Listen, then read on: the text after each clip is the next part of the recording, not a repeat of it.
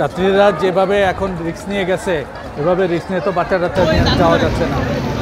ওই জন্য ওয়েট করতেছি, আর যদি লঞ্চ আসে ওখানে যাবো, না হলে আবার বাড়ি ফেরত যাবো। যে পরিমাণ যাত্রী হবে তার থেকে দ্বিগুণ যাত্রী, দ্বিগুণ কি তার থেকেও বেশি।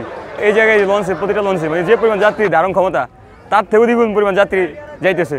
আসছিলাম অনেক ইয়া করতে, কিন্তু ছোটো লঞ্চ দিছে, তাই এটাতে উঠতে চাচ্ছিলাম, উঠতে পারি নাই। অনেক মানুষ লইছে এটার ভিতরে, তাই এটা তো অনেক পাড়া দেওয়ার জায়গা নাই। আমরা যাবো চট্টগ্রাম যাবো, এই যে নদীর উপর যাবো, চট্টগ্রাম যাবো, এর থেকে যাইতে পারি নাই ভিড় কারণে, আর লঞ্চে জায়গা নাই, এই জন্য যাইতে পারি নাই।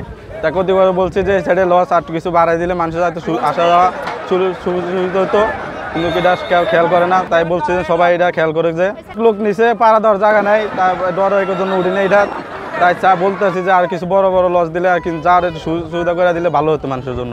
লঞ্চের যে ভিড় আর কি, 10টা লঞ্চ আর 9টা লঞ্চ পাই না, এখন 10টা লঞ্চের জন্য অপেক্ষা করতেছি। আসার পরে লঞ্চ একটা চলে গেছে, এখানে প্রচুর গরম, অনেক মানুষজন আছে, এখানে থাকা খুব কঠিন। আর লঞ্চ ছিল, লঞ্চ চলে গেছে, অনেক যাত্রী। এখন ছুটির দিন তো, কালকে ছুটি শেষ, এইসব মানুষজন ওখানে যাবে আর কি। অতিরিক্ত যাত্রী প্রচুর, অনেক যাত্রী। না, যাত্রীরা যেভাবে এখন রিস্ক নিয়ে গেছে, এভাবে রিস্ক নিয়ে তো বাচ্চা টাচ্চা নিয়ে যাওয়া যাচ্ছে না। কালার এক্সপার্ট, জর্জ স্যাপ এবং মাইল্ড অন হ্যান্ডস টেকনোলজি সমৃদ্ধ অরিক্স ক্রিস্টাল ওয়াশ আপনার এই জন্য ওয়েট করতেছি, আর যদি লঞ্চ আসে ওখানে যাব, না হলে আবার বাড়ি ফেরত যাব। চট্টগ্রামে যাওয়ার জন্য এখানে আসছি, লঞ্চ পাইতেছি না। এখন ভোগান্তিতে বাচ্চা কাচ্চা নিয়ে এখানে গরমের মধ্যে দাঁড়িয়ে থাকতে হইতেছে। এখন ঈদ উপলক্ষে এখানে যদি 2টা লঞ্চ বাড়াই দিত তাহলে আমাদের জন্য সুবিধা হইতো আর কি।